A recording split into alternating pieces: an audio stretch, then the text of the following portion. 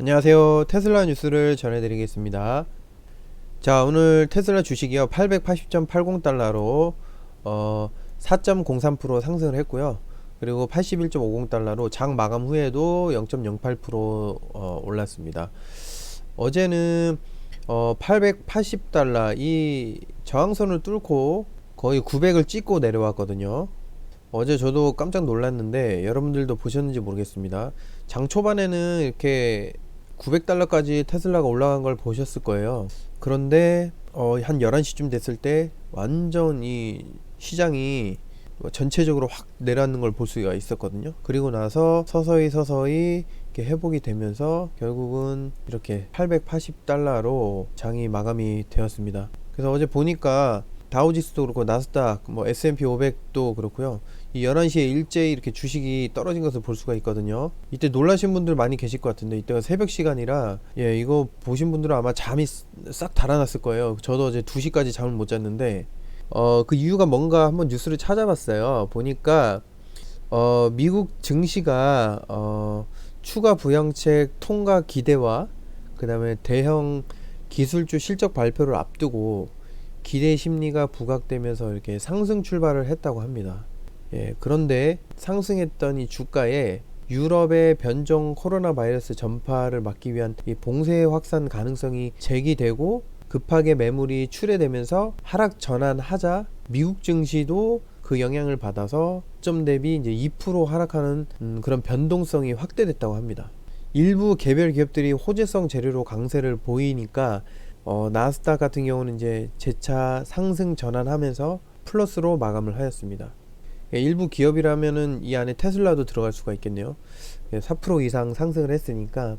그래서 이제 다우는 0.12% 빠졌고요. 나스닥은 0.69% 상승을 했고 S&P 500도 0.36% 상승을 하면서 장이 마감이 되었습니다.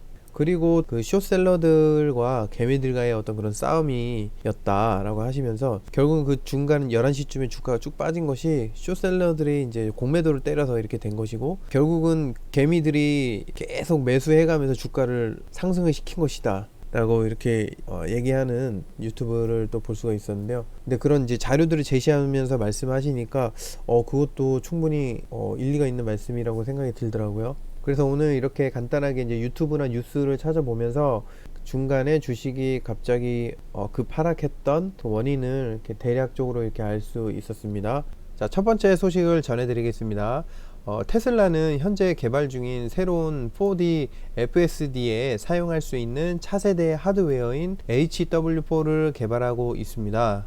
업계 소식통에 따르면 제조업체는 삼성과 협력하여서 새로운 5나노미터 칩을 개발할 예정이라고 합니다. 삼성이 현재 테슬라의 자율주행 차량에 전력을 공급하기 위해서 5나노 칩을 연구하고 개발하고 있다고 보도를 했는데요. 칩은 전 세계 소수 기업만이 제조할 수 있는 첨단 제품이라고 하네요. 삼성은 현재 테슬라의 14나노미터 칩을 공개하고 있지만 이번에는 두 회사가 파트너십을 확대하고 있습니다. 차량용 인포테인먼트 시스템은 프로세서, 신경망 프로세서, 보안 집적 회로, 메모리 및 디스플레이 드라이버 IC와 같은 다양한 칩을 사용하는데 차량의 센서, 조명, 통신 정보를 처리하고 화면으로 전송하여 차량이 완전한 자율주행을 할 수 있도록 하는 핵심 기술이라고 합니다. 테슬라는 삼성과 현재 기술 개발에 집중하고 있다는 소식을 이렇게 전해 주었습니다. 자, 그리고 두 번째 소식입니다. 월스트리트는 일부 손실을 초래하는 회사의 주가 급등, 거품 밸류에이션으로 주식을 쫓는 개미 투자자들의 주가 급등이 하락에 대한 두려움을 불러일으키면서 주식시장 거품에 대하여 말이 많습니다. 자금 공급의 과부하, 초저금리 또는 제로 이자율, 코비드-19 백신 출시 등이 주식 버블의 원인이 되었다고 보고 있습니다. 이로 인하여 세계 주식이 지난해 3월 최저치에서 무려 33조 달러까지 치솟았다고 합니다. 골드만은 마이너스 소득자들의 성과가 2008년 금융위기의 즉각적인 여파와 비슷하다고 지적을 했습니다.